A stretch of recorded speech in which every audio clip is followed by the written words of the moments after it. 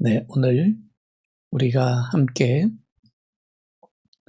나눌 말씀은 시편 33편 8절부터 22절 말씀입니다. 시편 33편 8절부터 22절 말씀입니다.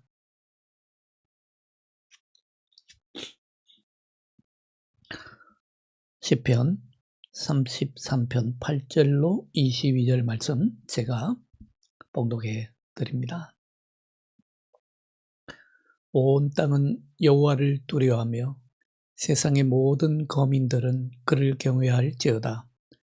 그가 말씀하심에 이루어졌으며 명령하심에 견고히 섰도다.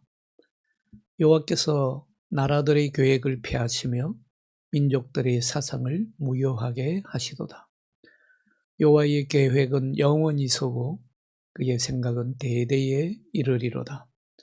여호와를 자기 하나님으로 삼은 나라 곧 하나님의 기업으로 선택된 백성은 복이 있도다. 여호와께서 하늘에서 굽어보사 모든 인생을 살피시며 곧 그가 거하시는 곳에서 세상의 모든 거민들을 굽어 살피시는도다. 그는 그들 모두의 마음을 지으시며 그들이 하는 일을 굽어 살피시는 이로다. 많은 군대로 구원 얻은 왕이 없으며 용사가 힘이 세워도 스스로 구원하지 못하는도다. 구원하는 데에 군마는 헛되며 군대가 많다 하여도 능히 구하지 못하는도다.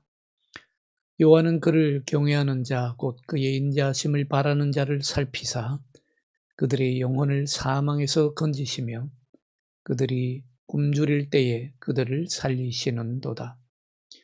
우리 영혼이 여호와를 바라며 그는 우리의 도움과 방패시로다.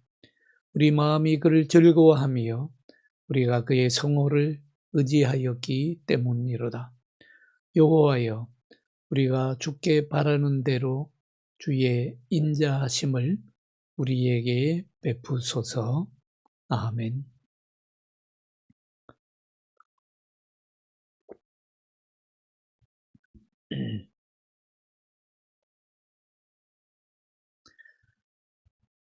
네, 오늘 시편 33편 남은 부분을 마저 나누면서 은혜를 나누고자 합니다. 오늘 시편 33편 8절부터 17절은 그 창조주 하나님의 위대하심을 전혀 생각하지 못하는 사람들에게 주시는 말씀입니다. 어제는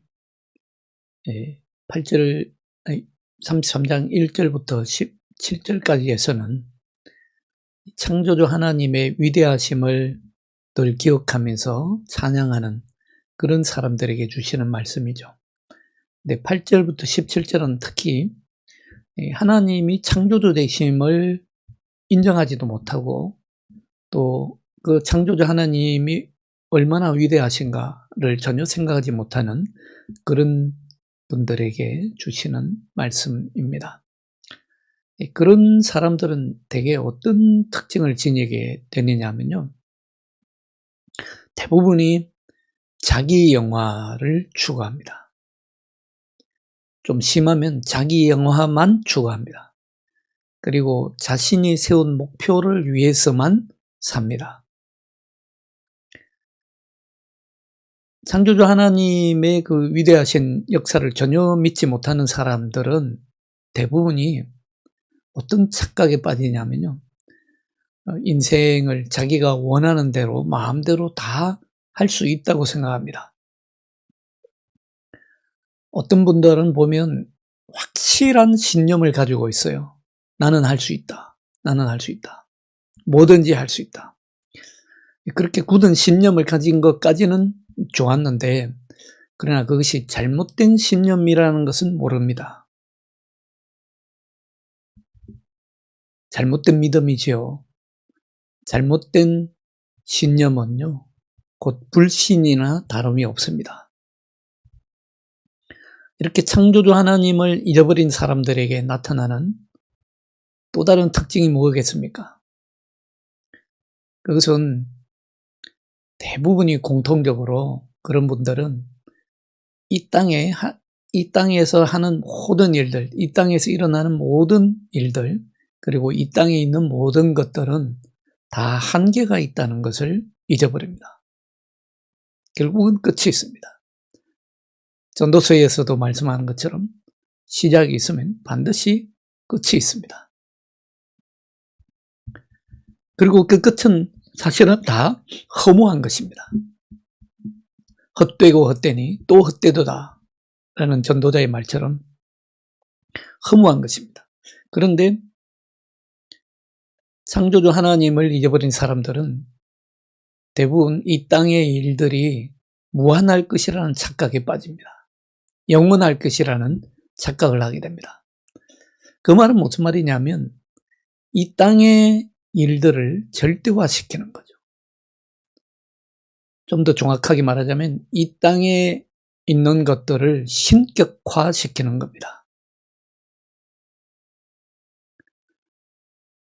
자, 그렇게 되니까 또 한 가지 나타나는 특징, 창조주 하나님의 역사를 잊어버린 사람들에게 나타나는 또 하나의 특징은 우리 인간의 삶이라는 것이 창조주 하나님에게 절대적으로 의존되어 있다는 사실을 잊어버립니다. 여러분들, 오늘날 인류 역사가 얼마나 혼란스럽습니까? 전쟁에, 기근에 정말 이루 말할 수 없이 혼란스럽습니다. 온갖 자연 재앙들이 곳곳에 일어나고 있고요. 지진에, 쓰나미에, 기후변화에, 정말 그 노아의 홍수 때처럼 우리 인류의 운명을 전혀 감지를 하지 못하고 사는 것 같습니다. 왜냐하면 서서히 오거든요. 도적같이 오기 때문입니다.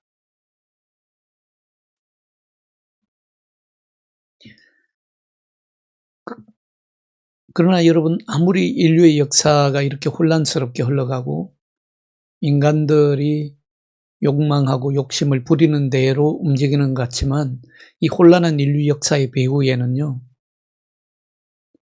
자신의 계획을 철저하게 꾸준히 이루어 가시는 보이지 않는 하나님의 손이 있습니다. 그런 큰 보이지 않는 하나님의 손과 보이지 않는 하나님의 그림이 있다는 걸 창조주를 잊어버린 사람들은 모릅니다. 그것이 또 하나의 특징이에요. 더욱이 오늘 13절부터 19절을 보면요, 하나님께서 이 세상 전체 만물의 발전을, 만물이 진행되는 것을 세세한 부분까지도 살피신다라는 것을 알 수 있습니다. 아무것도 하나님의 관심을 피해갈 수 없습니다. 그 사실을 오늘 13절부터 19절까지는 우리에게 확신시켜줍니다. 여러분들, 이 세상에 악한 사람들, 악한 것들이 권세를 잡고 목적을 이루어가는 것처럼 보이죠. 그러나 우리 눈에 보이지 않았을 뿐이지 하나님은, 창조주 되신 하나님은요, 그냥 이 세상을 만들어 놓고 내몰라라 하고 팽개치는 분이 아니십니다. 내몰라라 하고 버려두시는 분이 아니시라 창조주 하나님이시기 때문에 하나님은 창조 안에 하나님의 섭리의 손길로 이 피조물의 역사에 세세하게 개입하십니다. 우리 개인적인 삶뿐만 아니라 민족들의 역사, 국가의 역사, 국제적인 정세의 역사에 하나님께서 개입하십니다. 개입하셔서 전체적으로 조율하시고 또한 제어하십니다. 그걸 시편 2편에서도 노래하고 있고요. 이사야 선지자는 이러한 하나님의 개입에 대해서 시시때때로 예언하고 있는 것을 볼 수 있습니다. 하나님께서 개입하시고 다스리십니다. 왜냐하면요, 이 세상을 만드신, 창조하신 하나님이 곧 또한 만주의 주가 되시고 만왕의 왕이시기 때문입니다. 이사야 선지자는 그걸 너무 잘 정언하고 있죠. 여러분, 이 세상의 권력이요, 아무리 강력하다고 하더라도 이 세상의 권력은 영원할 수 없습니다. 그리고 이 세상의 통치의 원리들도 이 세상에 훌륭한 통치 제도들이 있습니다만은, 그러나 완벽한 통치 제도는 없습니다. 시시때대로 다 바뀌죠. 그러나 하나님은 자신의 통치 원리를 절대로 바꾸지 않으십니다. 우리 하나님은요, 지치지도 않으시고 또 포기하지도 않으십니다. 그 어떤 정신적인 유행이나 정치적인 흐름에도 영향을 받지 않으시고, 우리 하나님의 통치의 원리는 사랑이기 때문에 그 사랑의 통치 원리는 영원합니다. 그렇기 때문에 시대를 초월해서 영원할 수 있는 법칙은 오직 하나님에게만 있고요, 하나님의 말씀에서만 찾아볼 수 있습니다. 오늘 11절을 보시죠. 11절 말씀 다 같이 보겠습니다. 함께 읽지요. 여호와의 계획은 영원히 서고 그의 생각은 대대에 이르리로다. 하나님의 계획, 하나님의 원칙은 영원한 것이라. 하나님의 뜻은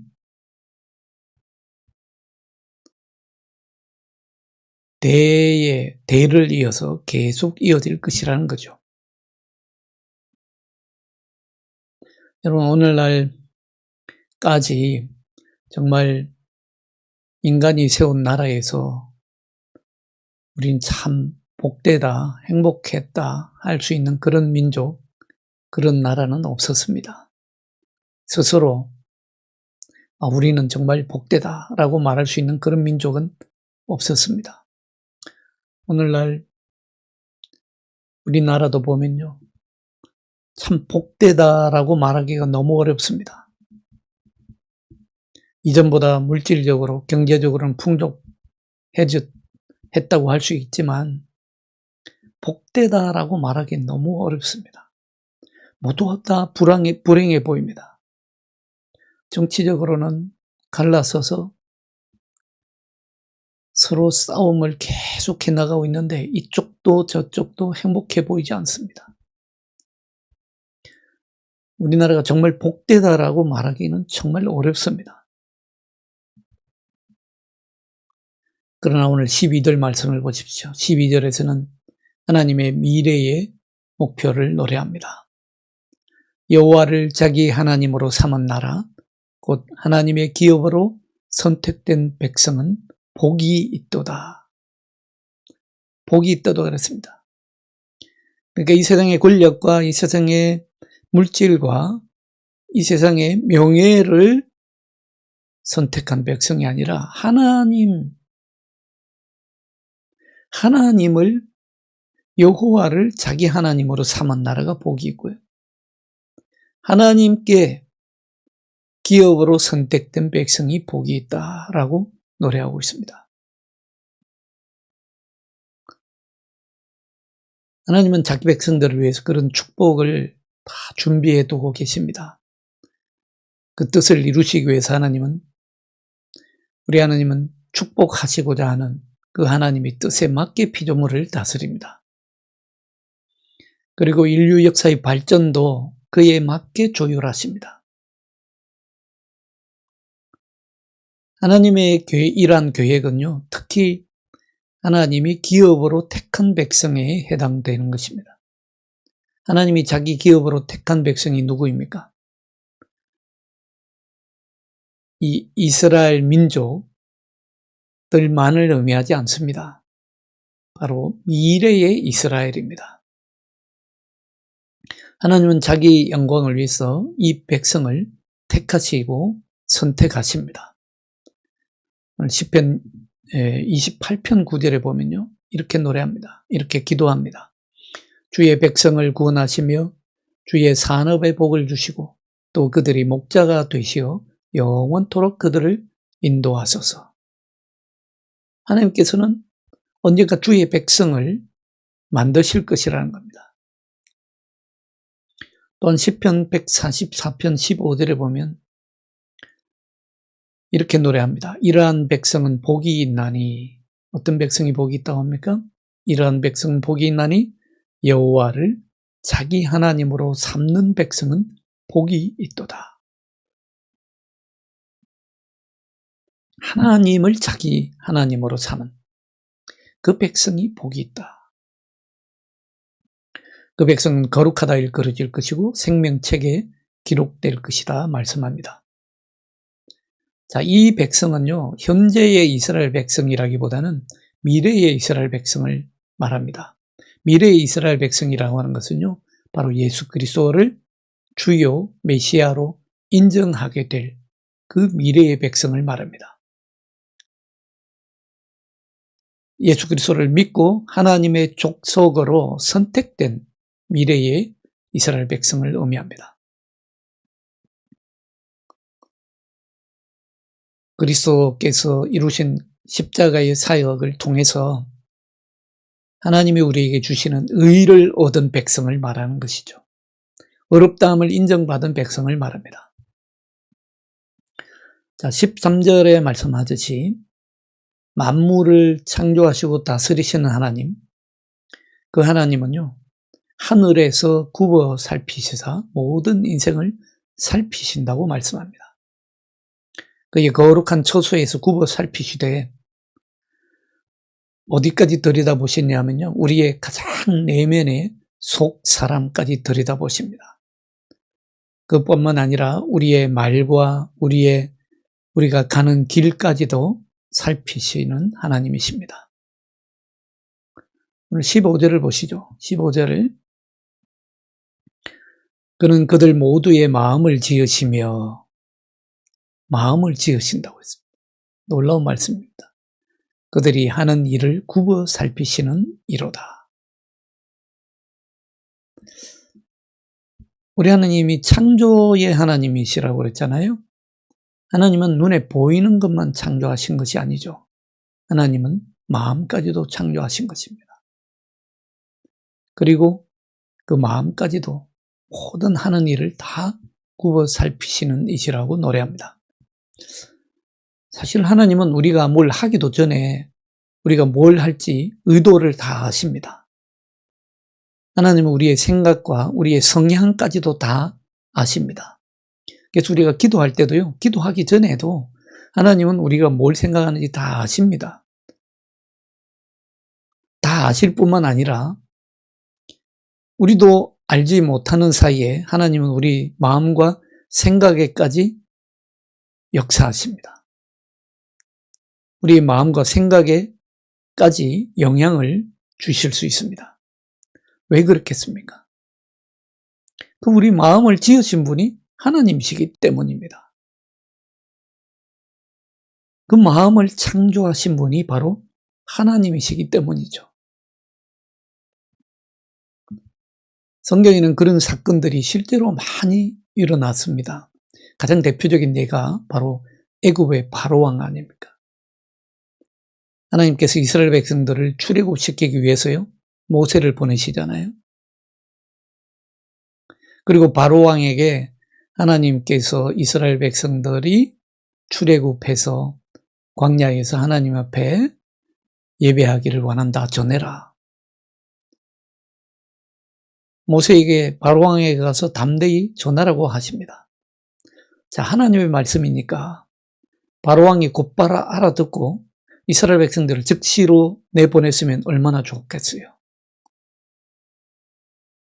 근데 하나님의 말씀이라고 사람들이 다 인정하고 순종합니까? 그렇지 않습니다. 심지어는 교회 다니는 사람들 중에서도 하나님 말씀이라고 절대로 다 듣지 않습니다. 교회 다니는 사람들 중에도 죽으라고 지독히도 하나님의 말씀을 영적으로 받아들이지 않는 사람들 사실 많습니다. 아주 지독한 사람들도 있어요. 그런데 여기 중요한 것이 하나 있습니다.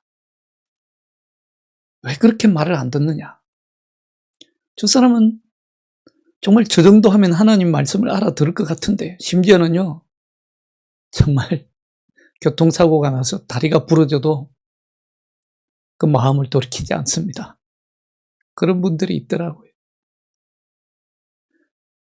도대체 저 사람은 저 정도 하나님이 알아듣게 때리셨으면 알아들을 법한데 그래도 안 고칩니다. 근데 여기 정말 중요한 사실이 하나 있습니다. 그렇게 말 안 듣도록 하나님께서 역사하실 때가 있다는 것입니다.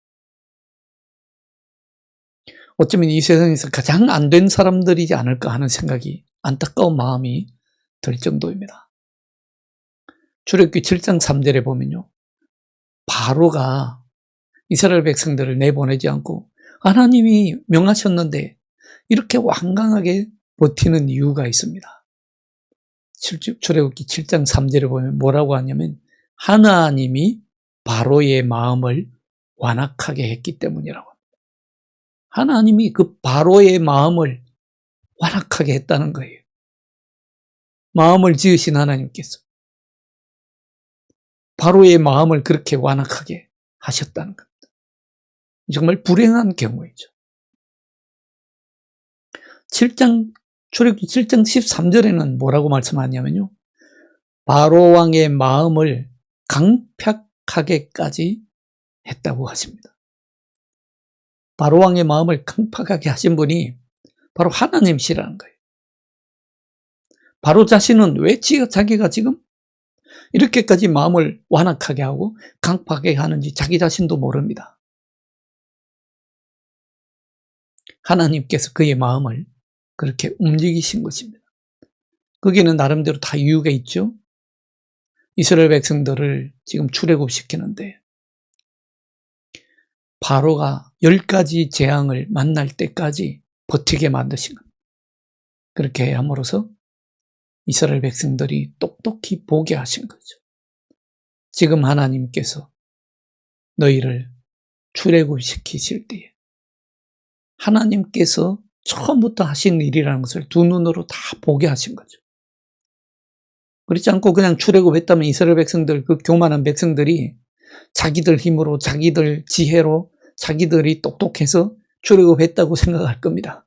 틀림없이 그럴 거예요.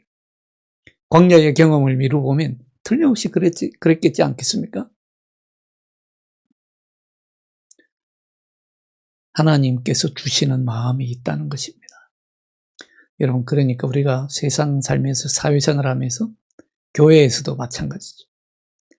저 사람 도대체 저렇게까지 악하게 구는지 이해가 안 갈 때가 있을 때는요, 그 일일이 간섭해서 바꾸려고 하실 필요 없습니다. 하나님이 그 사람도 모르게 그 사람의 마음을 강팍하게 하신 일도 있습니다.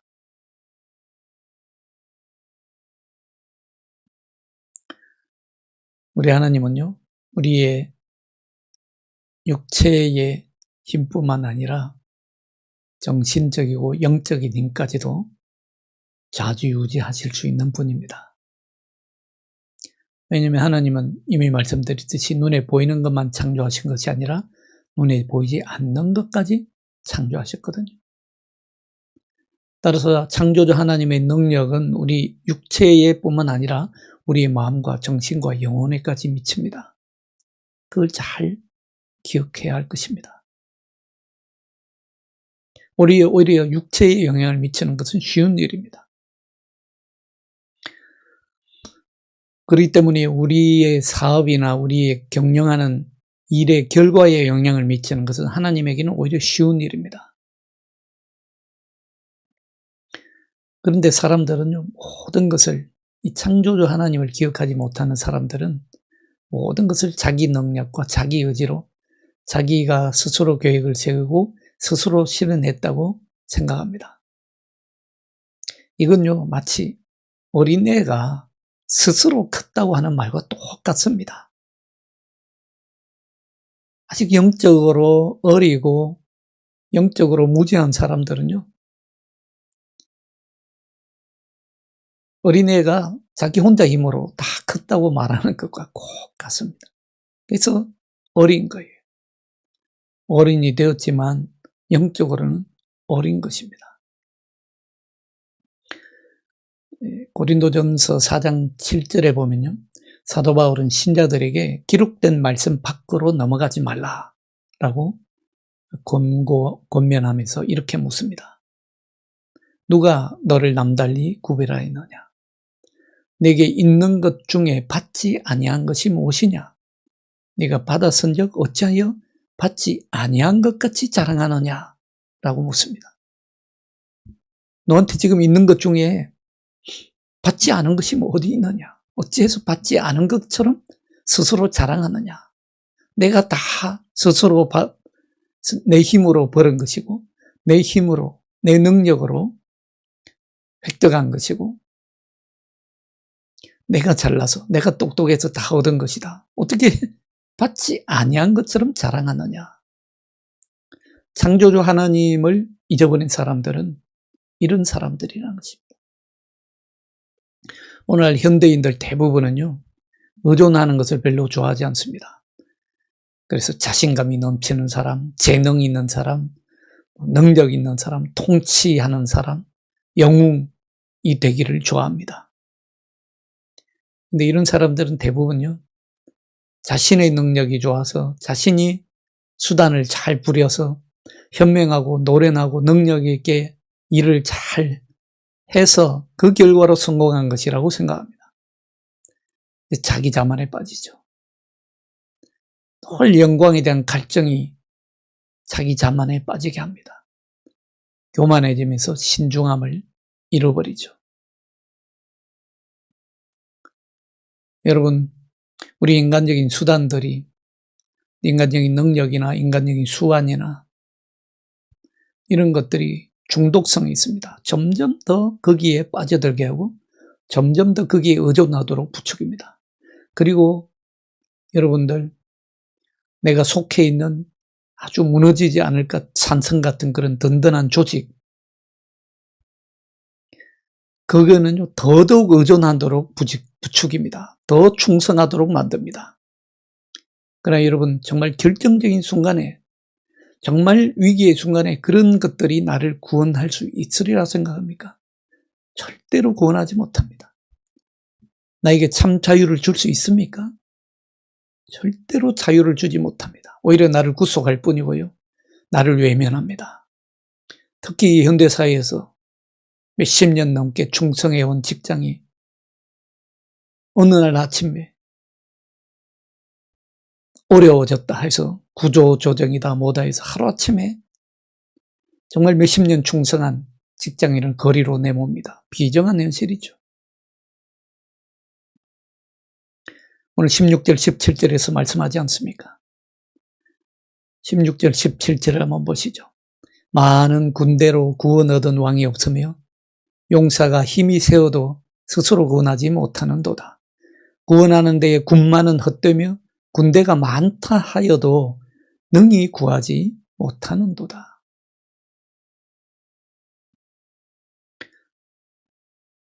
여러분, 하나님이 우리를 바라보시는 눈은요, 늘 사랑으로 넘치는 눈이지만 우리가 하나님을 경외하고 하나님을 경외함으로 바라볼 때에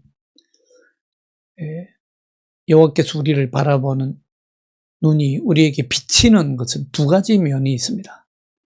오늘 13절부터 15절까지 해서는 그 여호와의 눈을 우리가 두려워해야 할 것처럼 보입니다.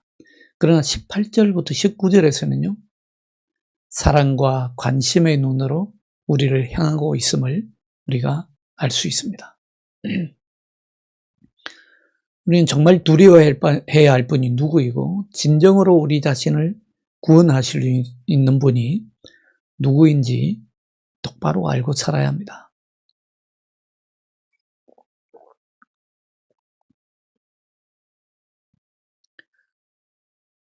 전능하시고요. 온전히 신뢰할 수 있는 분은 오직 하나님 한 분뿐입니다. 우리 하나님은 모든 은혜의 하나님이시고 자기를 경외하는 자를 감찰하시기를 좋아하십니다.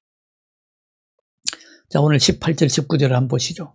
여호와는 그를 경외하는 자, 곧 그의 인자하심을 바라는 자를 살피사 그들의 영혼을 사망에서 건지시며 그들이 굶주릴 때에 그들을 살리시는도다. 자, 이 말씀에서도 우리가 다시 한번 확인합니다. 여호와는 그를 경외하는 자, 곧 그의 인자하심을 바라는 자. 곧이라는 말은 무슨 말입니까? 같다는 말이죠. 이꼴. 그러니까 여호와를 경외하는 자는 어떤 사람이라고요? 곧 그의 인자하심을 바라는 자.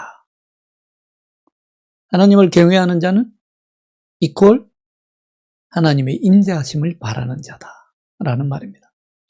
하나님을 경외하는 자는 하나님의 인자하심을 바라는 자요. 하나님의 인자하심을 바라는 자는 곧 하나님을 경외하는 자입니다. 어제도 말씀드렸듯이 하나님을 경외한다고 하니까 그냥 무서워서 벌벌 떨기만 하는 그런 사람을 하나님을 경외하는 자라고 말하지 않습니다. 오히려 하나님의 인자하심을 기대하면서 하나님의 보좌 앞에 담대히 나아가는 사람, 그 사람이 곧 하나님을 경외하는 사람입니다. 오늘 하나님을 경외하는 자에게 주시는 축복의 약속이 있습니다. 시편 37편 18절에 보면요, 여호와께서 온전한 자의 날을 아시나니 그들의 기업은 영원하리로다. 그 기업을 영원하게 하시는 축복이 있습니다. 약속입니다. 하나님을 경외하는 사람, 곧 여호와의 인자하심을 바라는 자는요, 20절에 노래하듯이 하나님이 그의 도움이 되시고 방패가 되어주십니다. 21절에는 그들의 마음이 하나님을 즐거워한다고 했습니다. 늘 마음이 하나님 때문에 즐겁습니다. 기뻐할 줄 압니다. 인생을 기쁨으로 살 줄을 압니다. 그리고 22절에서 또 하나의 축복의 약속이 있습니다. 하나님의 인자하심을 맛보게 될 것이다. 알게 될 것이다. 사랑하는 여러분, 하나님의 인자하심을 바라심으로 정말 제대로 여호와 하나님을 경외함으로 창조주 하나님을 기억함으로 하나님께서 방패되어 주시고 도움이 되어 주시고 그 마음의 기쁨이 되어 주시고 인자하심을 맛보게 하시는 이 축복을 누리시는 오늘 하루가 되시기를 주님의 이름으로 축원합니다. 기도하겠습니다. 하나님 감사합니다. 어찌하여 우리를 이토록 사랑하시는지요. 주의 인자하심이 내 잔에 넘침을 고백합니다. 하나님, 온전히 여호와의 인자하심을 바라보므로 하나님의 선하시고 기뻐하심을 우리 삶에 충만히 누리게 하여 주옵소서. 오늘도 말씀 가운데 똑바로 걷게 하시고 항상 창조주 하나님을 기억하며 걸어가게 하여 주옵소서. 주 예수 그리스도의 이름으로 기도하옵나이다. 아멘. 네, 주님